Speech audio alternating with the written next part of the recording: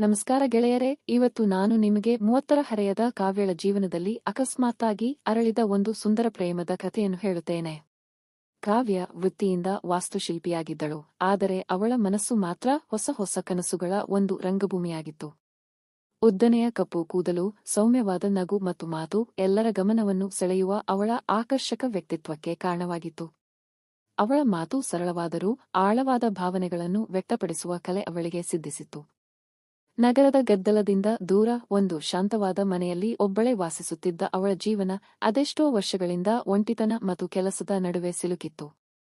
ಒಂದು ಮಳೆಗಾಲದ ಸಂಜೆ ತನ್ನ ವಾಸ್ತುಶಿಲ್ಪದ ಪುಸ್ತಕಗಳ ಹುಡುಕಾಟದಲ್ಲಿ ಅವಳು ಹಳೆಯ ಪುಸ್ತಕದ ಮಳಿಗೆಯೊಂದಕ್ಕೆ ಕಾಲಿಟ್ಟಳು. ಹೊರಗೆ ಸುರಿಯುತ್ತಿದ್ದ ಮಳೆಯ ರಭಸಕ್ಕೆ ಮಳಿಗೆಯ ಒಳಗಿನ ವಾತಾವರಣವೂ ಇನ್ನಷ್ಟು ರೊಮ್ಯಾಂಟಿಕ್ ಆಗಿತ್ತು. ಆಗ ಆಕೆಯ ಕಣ್ಣುಗಳು ಪುಸ್ತಕದ ರಾಶಿಯ ಹಿಂದೆ ಕುಳಿತು ಯಾವುದೋ ಹಳೆಯ ಕವನ ಸಂಕಲನವನ್ನು ಓದುತ್ತಿದ್ದ ಯುವಕನ ಮೇಲೆ ನಿಂತವು. ಅವನ ಹೆಸರು ಅರ್ಜುನ್. ಸ್ನಾಯುಪೂರ್ಣ ಮೈಕಟ್ಟು, ಸುಂದರವಾದ ಗಡ್ಡ ಮತ್ತು ಆಳವಾದ ಕಣ್ಣುಗಳನ್ನು ಹೊಂದಿದ್ದ ಅವನು ತನ್ನದೇ ಲೋಕದಲ್ಲಿ ಮಗ್ನನಾಗಿದ್ದ. ಅವನ ಹುಬ್ಬುಗಳ ನಡುವಿನ ಸೂಕ್ಷ್ಮ ಗೆರೆಗಳು ಅವನ ಆಲೋಚನೆಯ ತೀವ್ರತೆಯನ್ನು ಸಾರುತ್ತಿದ್ದವು.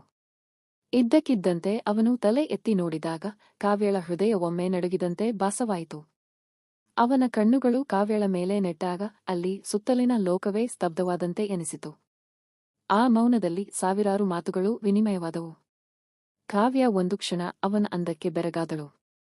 ಅವನ ಆಕರ್ಷಕ ನಗು ಮತ್ತು ಸೌಮ್ಯವಾದ ಮಾತು ಅವಳ ಮನಸ್ಸಿನಲ್ಲಿ ಆಳವಾಗಿ ಉಳಿದವು. ಯಾವ ಪುಸ್ತಕ ಹುಡುಕುತ್ತಿದ್ದೀರಾ ಎಂದು ಅವನು ಕನ್ನಡದಲ್ಲಿ ಕೇಳಿದ ಧ್ವನಿ ಇಂಪಾದ ಕವಿತೆಯಂತೆ ಇತ್ತು. ಅವಳು ತಡಬಡಾಯಿಸುತ್ತಾ ತನ್ನ ಪುಸ್ತಕದ ಬಗ್ಗೆ ಹೇಳಿದಳು.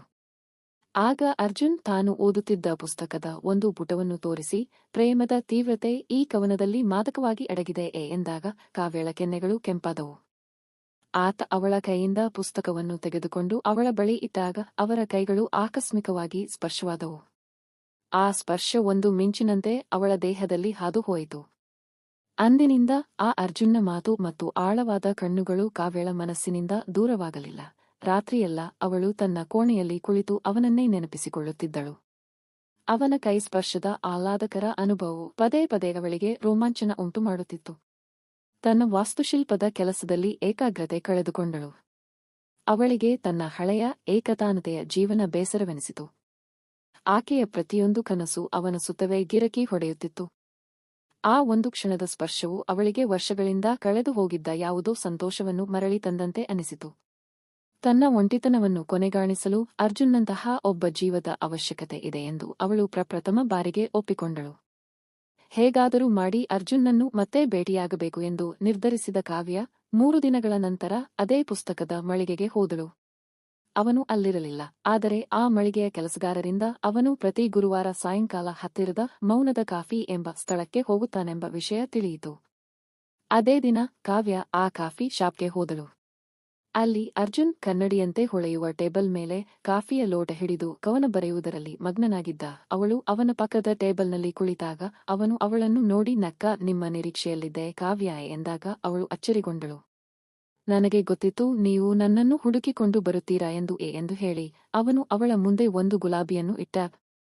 ಅವರಿಬ್ಬರೂ ಗಂಟೆಗಟ್ಟಲೆ ಮಾತನಾಡಿದರು. ಮಾತು ಕೇವಲ ಪುಸ್ತಕ ಅಥವಾ ಕೆಲಸದ ಬಗ್ಗೆ ಇರಲಿಲ್ಲ, ಅದು ಕನಸುಗಳು, ಭವಿಷ್ಯ ಮತ್ತು ಪರಸ್ಪರ ಭಾವನೆಗಳ ಆಳಕ್ಕಿಳಿದಿತ್ತು. ಅರ್ಜುನ್ ಅವಳನ್ನು ನೇರವಾಗಿ ನೋಡುತ್ತಾ ಅವಳ ಮನಸ್ಸಿನ ಮೂಲೆಯಲ್ಲಿ ಅಡಗಿದ್ದ ಪ್ರಶ್ನೆಗಳಿಗೆ ಉತ್ತರ ನೀಡುತ್ತಿದ್ದ. ಅವಳ ಮುಖದ ಕಾಂತಿ, ಅವಳ ಆಳವಾದ ಆಸಕ್ತಿ ಮತ್ತು ಸಂವೇದನಾಶೀಲತೆಯನ್ನು ಅವನು ಮೆಚ್ಚಿದ. ಮಾತಿನ ನಡುವೆ ಅವರ ಕಾಫಿಯ ಲೋಟಗಳು ಆಕಸ್ಮಿಕವಾಗಿ ಸ್ಪರ್ಶವಾದಾಗ ಆ ಸ್ಪರ್ಶದ ವಿದ್ಯುತ್ ಕಾವ್ಯಳ ಇಡೀ ದೇಹಕ್ಕೆ ಹಬ್ಬಿತು. ಆ ಮಾತುಕತೆ ಸಾಮಾನ್ಯ ಪರಿಚಯಕ್ಕಿಂತ ಹೆಚ್ಚು ಆಳಕ್ಕೆ ಇಳಿಯುತ್ತಿರುವುದು ಅವರಿಬ್ಬರಿಗೂ ಗೊತ್ತಿತ್ತು. ಅರ್ಜುನ್ನ ಪ್ರತಿಯೊಂದು ಮಾತು, ಅವನ ಪ್ರತಿಯೊಂದು ನೋಟವೂ ಅವಳನ್ನು ತನ್ನ ಮಾದಕವಾಗಿ ಸೆಳೆಯುತ್ತಿತ್ತು. ಮಾತು ಮುಗಿದ ನಂತರ ರಾತ್ರಿ ಕತ್ತಲೆ ಕವಿದಿತ್ತು. ಅರ್ಜುನ್ ತನ್ನ ಬೈಕ್ನಲ್ಲಿ ಅವಳನ್ನು ಮನೆಗೆ ಬಿಡುವುದಾಗಿ ಹೇಳಿದ. ಮಳೆಯ ತುಂತುರು ಮತ್ತೆ ಶುರುವಾಗಿತ್ತು.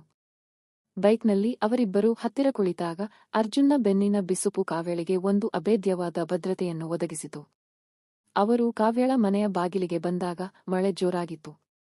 ಅರ್ಜುನ್ ಬೈಕ್ ನಿಲ್ಲಿಸಿ ಅವಳ ಹೆಗಲ ಮೇಲೆ ಸೌಮ್ಯವಾಗಿ ಕೈ ಇಟ್ಟ. ಒಳಗೆ ಹೋಗಿ ಕಾವ್ಯ, ಇಲ್ಲವಾದರೆ ನೆನೆಯುತ್ತೀರಿಯೇ ಎಂದಾಗ ಅವನ ಧ್ವನಿಯಲ್ಲಿ ಒಂದು ಕಾಳಜಿ ಮತ್ತು ಆಳವಾದ ಪ್ರೀತಿಯಿತ್ತು. ಆ ಸ್ಪರ್ಶ ಗಾಢವಾದ ಪ್ರೀತಿಯ ಒಂದು ಪ್ರಾರಂಭವಾಗಿತ್ತು. ಕಾವ್ಯ ಒಳಗೆ ಹೋಗಲು ಮನಸ್ಸು ಮಾಡದೆ ಒಳಗೆ ಬಂದು ಒಂದು ಕಪ್ ಬಿಸಿ ಚಾ ಕುಡಿಯುತ್ತೀರಾ ಎಂದು ಕೇಳಿದಳು. ಅರ್ಜುನ್ ಅವಳ ಕಣ್ಣುಗಳಲ್ಲಿನ ತೀವ್ರತೆಯನ್ನು ನೋಡಿ ಖಂಡಿತ ಎಂದ. ಅವರು ಒಳಗೆ ಬಂದ ನಂತರ ಕಾವ್ಯ ಚಾ ತಯಾರಿಸಲು ಅಡುಗೆ ಮನೆಗೆ ಹೋದಳು. ಆದರೆ ಅರ್ಜುನ್ನ ಕಣ್ಣುಗಳು ಆಕೆಯ ನವಿರಾದ ಕುತ್ತಿಗೆ ಮತ್ತು ಕೈಗಳ ಮೇಲಿದ್ದವು. ಅವನು ಬಾಗಿಲ ಬಳಿ ನಿಂತು ಅವಳನ್ನು ನೋಡುತ್ತಿದ್ದ. ಆ ಅಡುಗೆ ಮನೆಯ ಮಂದ ಬೆಳಕಿನಲ್ಲಿ ಕಾವ್ಯಳ ಸೌಂದರ್ಯವು ಮಾದಕವಾಗಿ ಪ್ರಜ್ವಲಿಸುತ್ತಿತ್ತು. ಚಾ ಕುಡಿಯುವಾಗ ಅರ್ಜುನ್, ನೀವು ಬರೀ ಸುಂದರವಾಗಿಲ್ಲ, ನಿಮ್ಮ ಆತ್ಮವೂ ಅಷ್ಟೇ ಶುದ್ಧವಾಗಿದೆ ಎಂದಾಗ ಕಾವ್ಯ ಒಂದು ರೊಮ್ಯಾಂಟಿಕ್ ನಗುವನ್ನು ನೀಡಿದಳು. ಅವಳ ನಗು ಅರ್ಜುನ್ನ ಹೃದಯವನ್ನು ಇನ್ನಷ್ಟು ಸವರಿದಂತೆ ಆಯಿತು. ಅವನು ಚಾ ಲೋಟವನ್ನು ಕೆಳಗಿಟ್ಟು, ಕಾವ್ಯ, ನಾನು ನಿಮ್ಮನ್ನು ಮೊದಲು ನೋಡಿದ ದಿನದಿಂದ ನಿಮ್ಮ ನಗು ನನ್ನನ್ನು ಪ್ರೀತಿಯ ದಾಸನನ್ನಾಗಿ ಮಾಡಿದೆ. ನನ್ನ ಹೃದಯ ಇಡೀ ದಿನ ನಿಮ್ಮ ಬಗ್ಗೆಯೇ ಮಾತಾಡುತ್ತಿರುತ್ತದೆ ಎಂದು ನೇರವಾಗಿ ಹೇಳಿದ. ಆ ಪ್ರಾಮಾಣಿಕವಾದ ಮಾತು ಕಾವ್ಯಳನ್ನು ಕರಗಿಸಿತು. ಅವಳು ಅವನ ಕಡೆ ತಿರುಗಿ ನಿಂತು, ಅರ್ಜುನ್, ನಿಮ್ಮ ಕಣ್ಣುಗಳು ನನ್ನೊಂದಿಗೆ ಮಾತನಾಡುತ್ತಿವೆ ಎಂಬುದು ನನಗೂ ಗೊತ್ತಿತ್ತು. ನಿಮ್ಮ ಧ್ವನಿ, ನಿಮ್ಮ ಸ್ಪರ್ಶ ಎಲ್ಲವೂ ನನಗೆ ಹೊಸ ಲೋಕವನ್ನು ತೋರಿಸಿವೆ ಎಂದಳು. ಆ ಮಾತುಗಳ ವಿನಿಮಯವು ರೊಮ್ಯಾಂಟಿಕ್ ಕವಿತೆಯಾಗಿ ಮಾರ್ಪಟ್ಟಿತು. ಅವರಿಬ್ಬರ ನಡುವಿನ ಮೌನ ಮಾತಿಗಿಂತ ಹೆಚ್ಚು ಸದ್ದು ಮಾಡುತ್ತಿತ್ತು. ಕೊನೆಗೆ ಕಾವ್ಯ ಅವನ ಕಣ್ಣುಗಳಲ್ಲಿನ ತೀವ್ರತೆಯನ್ನು ನೋಡಿ ನಿಧಾನವಾಗಿ ಅವನತ್ತ ಹೆಜ್ಜೆ ಹಾಕಿದಳು. ಅರ್ಜುನ್ ಅವಳನ್ನು ನವಿರಾಗಿ ಆದರೆ ದೃಢವಾಗಿ ತನ್ನ ಬಾಹುಗಳಲ್ಲಿ ಸೆಳೆದಾಗ ಕಾವ್ಯಳ ದೇಹದ ಪ್ರತಿ ಅಣುವು ಅವಳ ಹೃದಯದ ಬಡಿತವನ್ನು ಅನುಭವಿಸುತ್ತಿತ್ತು. ಆ ಕ್ಷಣದಲ್ಲಿ ಅವನ ಗಟ್ಟಿ ತೋಳುಗಳಲ್ಲಿ ಅವಳಿಗೆ ಇಡೀ ವಿಶ್ವವೇ ಸಿಕ್ಕಂತೆ ಭಾಸವಾಯಿತು. ಅವನು ಅವಳ ಮುಖವನ್ನು ತನ್ನ ಅಂಗೈಯಲ್ಲಿ ಹಿಡಿದು ಆಳವಾದ ಪ್ರೀತಿಯ ಚುಂಬನ ನೀಡಿದ. ಆ ಚುಂಬನ ಕೇವಲ ತುಟಿಗಳ ಸ್ಪರ್ಶವಾಗಿರದೆ ಅವರ ಎರಡು ಆತ್ಮಗಳ ಬೆಸುಗೆಯಂತಿತ್ತು. ಅಲ್ಲಿ ಯಾವುದೇ ಮಾತಿರಲಿಲ್ಲ, ಕೇವಲ ಪ್ರೀತಿ ಮತ್ತು ಮಾದಕವಾದ ಭಾವನೆಗಳು ಮಾತ್ರ ಇದ್ದವು. ಕಾವ್ಯ ವರ್ಷಗಳಿಂದ ತಾನು ಹಂಬಲಿಸಿದ್ದ ಆ ತೃಪ್ತಿಯನ್ನು ಅಂದು ಸಂಪೂರ್ಣವಾಗಿ ಅನುಭವಿಸಿದಳು. ಅದಾದ ಮೇಲೆ ಆ ರಾತ್ರಿ ಅವರಿಬ್ಬರೂ ಸುದೀರ್ಘ ಸಮಯ ಮಾತನಾಡುತ್ತಾ ಕುಳಿತರು. ಪ್ರೀತಿಯ ಹೊರತಾಗಿ ಅವರು ತಮ್ಮ ಕನಸುಗಳು, ಭಯಗಳು ಮತ್ತು ಭವಿಷ್ಯದ ಬಗ್ಗೆ ಹಂಚಿಕೊಂಡರು. ಅಂದು ಅವರ ನಡುವೆ ಪ್ರೀತಿಯ ಬಲವಾದ ಅಡಿಪಾಯ ಸಿದ್ಧವಾಯಿತು. ಆದರೆ ಗೆಳೆಯರೇ, ಕಾವ್ಯ ಮತ್ತು ಅರ್ಜುನ್ ಅವರ ಈ ಪ್ರೇಮಕತೆ ಬಹಳ ಸುಂದರವಾಗಿ ಕೊನೆಗೊಂಡಿದೆ. ನಿಜ ಜೀವನವೂ ಹಾಗಲ್ಲ. ಎಲ್ಲ ಪ್ರೇಮಕತೆಗಳು ಸುಖಾಂತವಾಗುವುದಿಲ್ಲ. ಇಂತಹ ಕಾಲ್ಪನಿಕ ಕತೆಗಳು ಕೇವಲ ಮನೋರಂಜನೆಗಾಗಿ ಇರುತ್ತವೆ. ಅವುಗಳನ್ನು ಎಂದಿಗೂ ಗಂಭೀರವಾಗಿ ತೆಗೆದುಕೊಳ್ಳಬಾರದು. ನಾವು ನಮ್ಮ ಸಮಾಜದಲ್ಲಿ ನ್ಯಾಯಸಮ್ಮತವಾಗಿ ಬದುಕಬೇಕು. ಕಾನೂನು ಮತ್ತು ಸಮಾಜದ ನಿಯಮಗಳನ್ನು ಗೌರವಿಸಬೇಕು. ಯಾಕೆಂದರೆ ಇಂತಹ ಕಾಲ್ಪನಿಕ ಘಟನೆಗಳನ್ನು ನಾವು ನಿಜ ಜೀವನದಲ್ಲಿ ಅಳವಡಿಸಿಕೊಂಡರೆ ಕಾವ್ಯಳ ಮೊದಲಿನ ಏಕಾಂತ ಮತ್ತು ತಳಮಳಕ್ಕಿಂತ ಹೆಚ್ಚಿನ ಸಮಸ್ಯೆಗಳು ಬರಬಹುದು.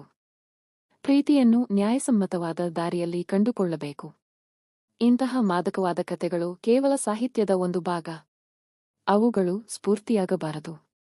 ಬದಲಿಗೆ ನಮ್ಮ ಜೀವನವನ್ನು ಉತ್ತಮಗೊಳಿಸುವ ಮತ್ತು ಒಳ್ಳೆಯ ನಡತೆಯನ್ನು ಕಲಿಸುವ ಕತೆಗಳನ್ನು ಓದಿ ಸ್ಫೂರ್ತಿ ಪಡೆಯಬೇಕು. ಕಾವ್ಯ ಮತ್ತು ಅರ್ಜುನ್ ಅವರ ಕಥೆಯಲ್ಲಿನ ಭಾವನಾತ್ಮಕ ತೀವ್ರತೆಯನ್ನು ನಾವು ಪ್ರಶಂಸಿಸಬಹುದು, ಆದರೆ ನಿಜ ಜೀವನದಲ್ಲಿ ಜವಾಬ್ದಾರಿಯುತವಾಗಿ ಮತ್ತು ಸಭ್ಯರಾಗಿ ಜೀವನ ನಡೆಸಬೇಕು.